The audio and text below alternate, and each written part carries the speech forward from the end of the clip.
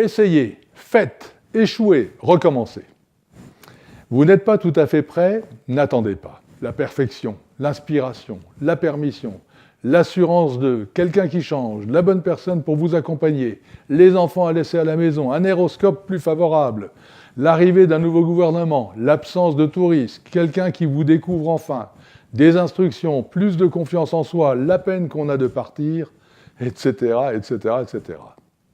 Agissez maintenant, sans attendre que tout soit en place.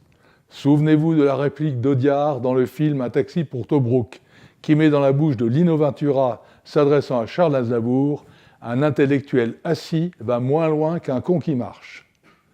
Dans le management moderne, Jean-Marie Descarpentry a traduit cet aphorisme par « Mieux vaut avancer dans le désordre vers une vision que piétiner dans l'ordre ». Notez aussi que les 6 lettres d'action sont contenues dans satisfaction. Alors essayez, faites, échouez, recommencez.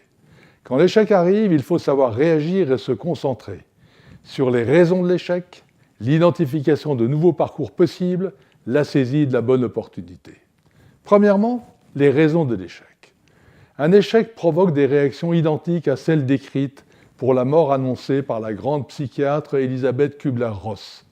Le choc et le déni d'abord, la colère contre ceux jugés responsables du désastre ensuite, puis la tentative de préserver l'existant, le ressassement sur le sort injuste subi, et enfin, une longue période pendant laquelle on pense ses plaies, tout en s'interrogeant sur la possibilité de jamais regagner le respect de ses pairs et de ses équipes.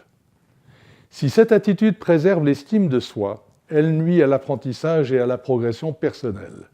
Il faut d'ailleurs dans cette circonstance se méfier des feedbacks donnés par la famille, les amis et les collègues, qui peuvent nourrir le sentiment d'injustice. Tu ne méritais pas cela. Pour rebondir, il faut éviter de rester bloqué dans le chagrin ou le reproche, et au contraire, explorer activement la façon dont on a soi-même contribué à la détérioration de la situation. Il faut aussi interroger un grand nombre d'interlocuteurs pour avoir des feedbacks sincères. Deuxièmement, identifier des nouveaux parcours possibles. C'est le moment où il faut estimer son potentiel objectivement pour transformer son échec en succès, qu'il s'agisse de créer une nouvelle entreprise dans le même secteur ou au contraire, de tenter d'en défricher un nouveau, ce qui n'est pas forcément évident ni rapide. Il faut donc accepter de se donner le temps d'expérimenter les pistes, pourquoi pas, pendant cette période, prendre un conseiller, suivre une formation ou encore animer une association caritative. Une transition réussie se déroule en 3 phases. La phase dans laquelle on se libère du passé, la phase qui constitue une zone neutre entre le moment où le passé est passé et le moment où l'avenir n'est pas encore présent, et la phase du nouveau commencement.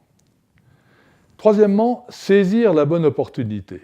Normalement, se sont ajoutées à vos compétences les leçons de votre échec. Vous avez donc les moyens intellectuels d'évaluer avec sérénité et objectivité les opportunités qui se présentent ou que vous allez aller chercher. Votre expérience se construira sur les leçons que vous aurez tirées de vos échecs. C'est une partie importante de votre apprentissage d'entrepreneur. Il n'y a aucune honte à échouer. Seuls ceux qui ne font rien et restent tapis dans leur zone de confort évitent ce risque. Étonnant, non ?